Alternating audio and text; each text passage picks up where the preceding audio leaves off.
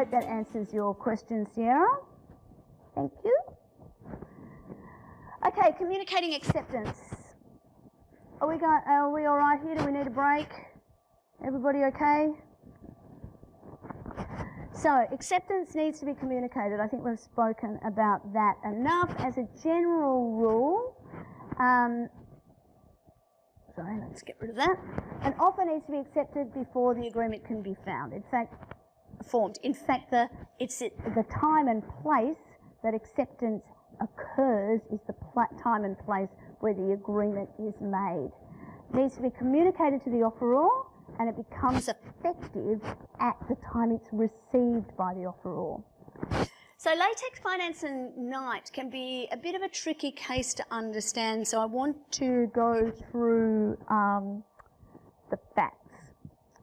So Mr. Knight, this is a 1969 New South Wales case. So Mr. Knight went to buy a TV, and he went to a place which sold TVs. I can't remember the name of it off the top of my head, but think about a 1967, 68 version of The Good Guys or Harvey Norman or JB Hi-Fi or something like that. It's a place that sells TVs. In addition to selling TVs, they also acted as the agent for a company that financed consumer goods. Latex Finance was what they called. So that basically what they were doing is offering loans to people who wanted to buy TVs, fridges, washing machines. Sure, you will have come across them. So you think about it, if you go to one of the big chains these days and they'll be advertising, 100 months interest free. What's actually happening there is the shop is not just giving you the thing. What is happening is that they're then, it'll have a little asterisk and it'll say terms and conditions apply.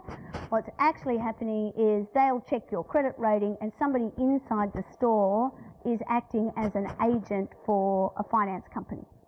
And the finance company will lend you money. And how they do that is they pay for the TV, you sign the documents with them, and if you haven't paid it off in the 100 months, they then charge you usually an exorbitant amount of interest.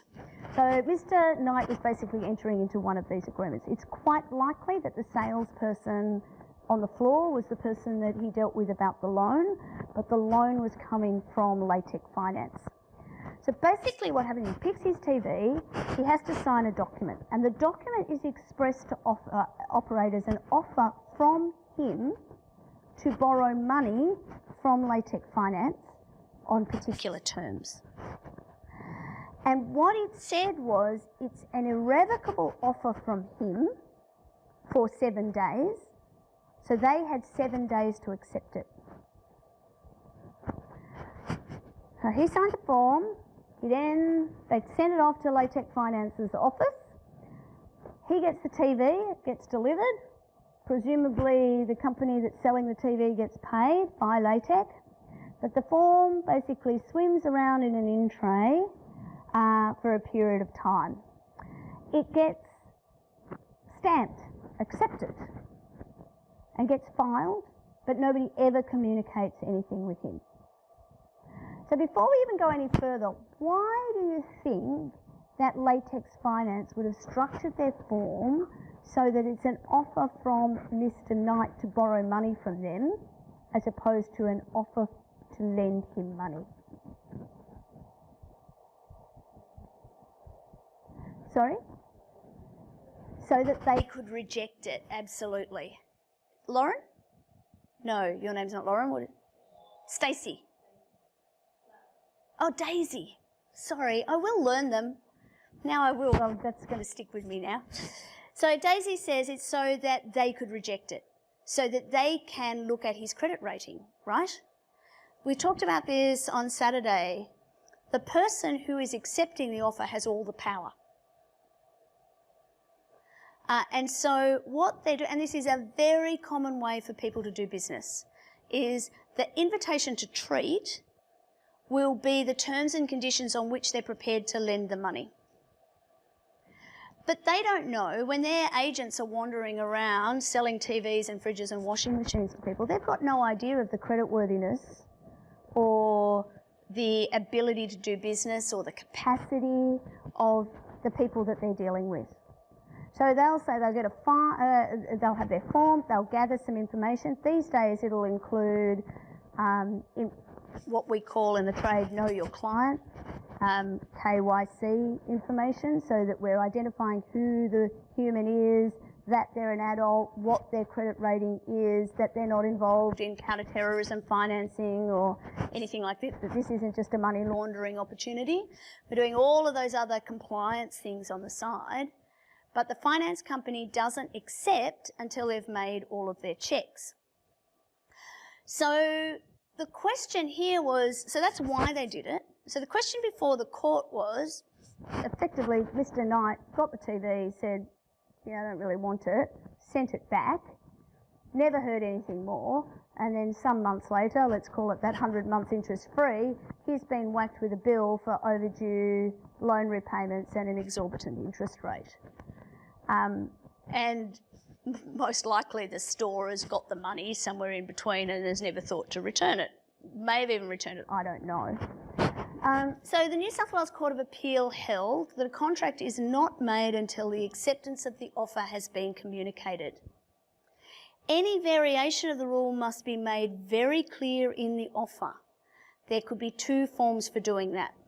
Acceptance may be provided by the doing of an act without any communication, in the case of a unilateral contract like Carl Hill and Carbolic Smokeball, or the offer may expressly or impliedly provide for acceptance to be communicated in a particular way so that acceptance is deemed communicated when that manner is adopted, whether or not actually received.